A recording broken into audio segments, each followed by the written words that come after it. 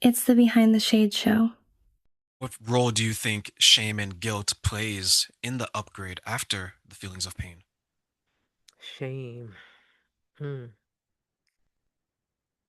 It doesn't play a part in it with the upgrade because now you recognize that you see it for what it is.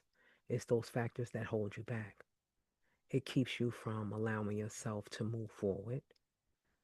But when you're stuck in it and you can't see anything, all you can see is that shame and that guilt. But being able to look past it and to call it out for what it is. I've had shame, I've had guilt.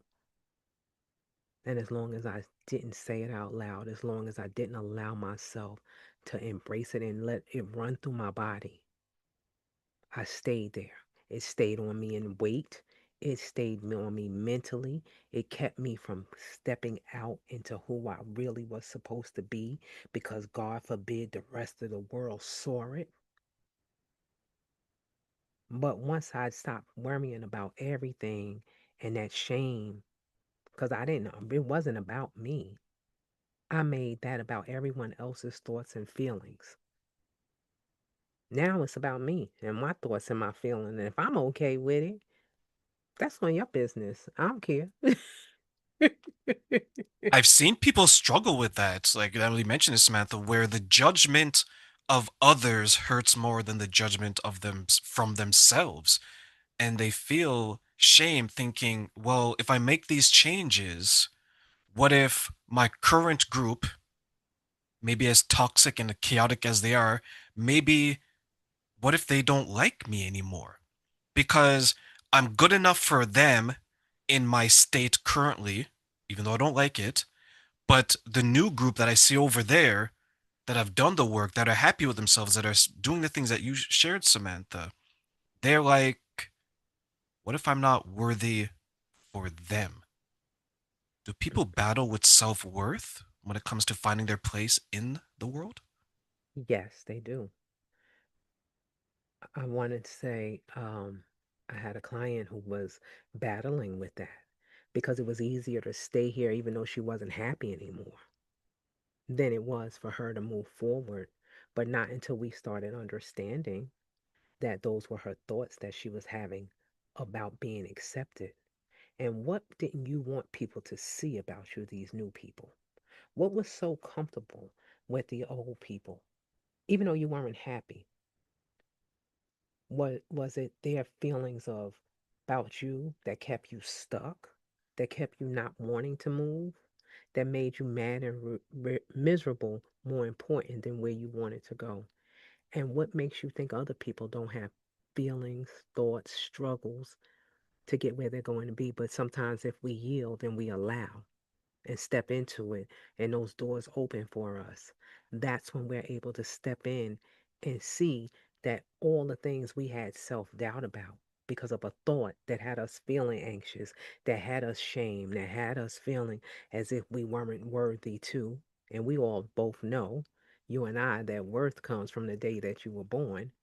But understanding that shame that we carry that's not allowing us keeps you stuck and in the place where people are comfortable. But where do you give comfort to yourself? Where do you see you? And if you can imagine it, you can do it. So that means letting go of what everybody else is thinking about you. But it takes time. Let's not get it twisted. It's not overnight. Like, yeah, but being take one step at a time. Walk through one door at a time. And learning that everyone when you allow yourself to trust yourself that is something bigger on the other side, you're going to see that everyone else has had their own little drama, their own situations. And that's what community is for. That's part of the healing process. For those who struggle with self worth, maybe they didn't receive it in maybe they didn't receive it in an unconditional way as a child or even in their adult life. What are some of the ways that they can understand self-worth within themselves? Okay, so self-worth, people get self-worth, self-love, self-care all mixed up. Worth is that day that you was born into this world, that you get anything and you can go after anything. You're worth anything that this world has. Just by you were born worthy. Day one. It wasn't an environment, it's not a place, it's not a person that belongs anymore or have anything more than you. That's the first thing to understand. But that self-love and that self-care, this is where it all gets twisted and it gets all mangled up in everyone's mind. Your self-love. Love is when you support yourself, give yourself, show up for you, believe in you, when you ride for you, when you stand 10 toes down for you, when you no longer allow those negative thoughts that come into your mind, and it's normal because that's, especially if you never understood love, to creep back in and to show up and to tell you that you're not supposed to or you can't because of, you learn to say, hey, I understand that's what happened then, but this is where I am now. You learn to talk to yourself better. You learn to believe in yourself. You stop allowing those band-aids of self-care, meaning the spa days, ladies, us overspending money to buy our happiness when you can have some money in the bank. Trust me, I've been there. Trust me. And knowing that is not the love. Because when you start loving yourself, you know your worth. You know your value. You're no longer seeking validation outside of yourself. So having that understanding and that distinction between all three of those is going to allow people to truly show up for themselves. You get to talk nice, and you might not have gotten it as a child. Some people think if they would have two parents, one parent, whatever, however, your parent might have been working so hard and all they knew how to do was care because they was hustling. They was working them 12, 13, 16, 18 hours that you and I were talking about earlier. And all they did was buy and give. So you think that's what love is. Or you have that parent that always, hey, or that teacher or that aunt that said, hey, you can do anything. Let me tell you all the things that's in what I call your brag bag. That, hey, your receipts, you're smart, you're intelligent, you're this, you're that. They giving it to you. They showing you who you are. That's a different type of love. So you have to, as a human being, as an adult, learn how to understand what love is and what care is. And then again, that's going to align you with your worth. I know I said a lot right there. I love it because it takes me into understanding why people struggle with that. And you mentioned brag bag. Take us through that. Is that something everyone has? Honey, you have it. You just don't know you have it. A brag bag. I created the brag bag. The brag bag is for every human on this world. The things that when we're sad, when we're hurt, when we don't think we're able, when we're looking for someone to stand for us instead of us standing for ourselves, we reach into our brag bag and we pull out our receipts. Not just with your accolades in it, but those days that, hey, I allowed myself to rest without guilt. The days that when you're on a team with other people, and I supported my team by giving them the pep talk that they needed. All those things line you in. For a woman, we always got a bag. And I notice men, y'all carry bags all the time too. So let's put it out there. In the lining of your bag, that's where all your receipts are. So when you're going through and you're sad or you're not understanding what's going on in your world and you need that boost to be like, hey, this is it. You grab that. You look on the inside of it. And that's what allows you to put your boundaries in your place.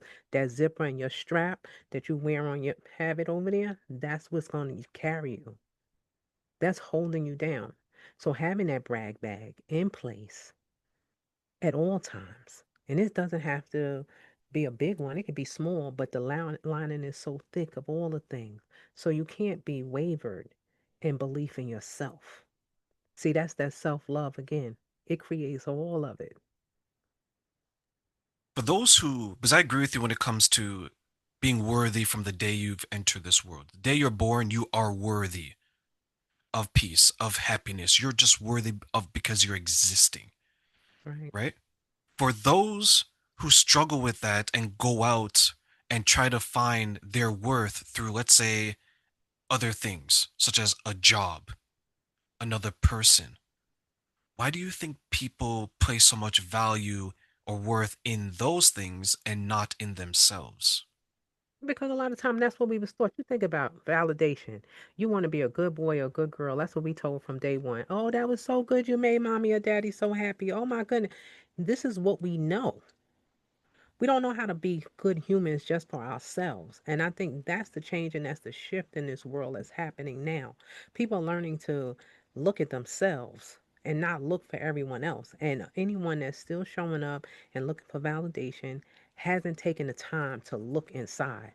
And it's not a bad thing. I just want everyone to know that it's not a bad thing, it's an unknown thing. And when you take the time to understand that it's you that gets to be first. It's you that get to show up for you. You don't have to ask Mike, Bill, John, or Job, Jane to say that you're good. You have to know. That's why that brag bag is so important.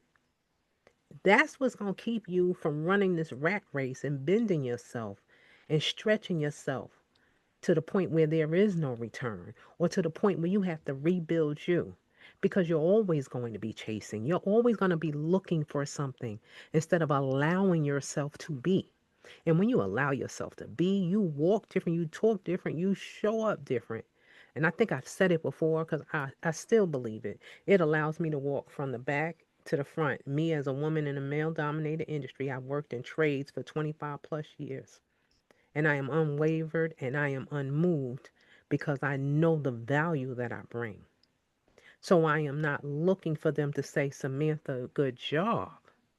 And I remember when I used to look for other people to speak up for me.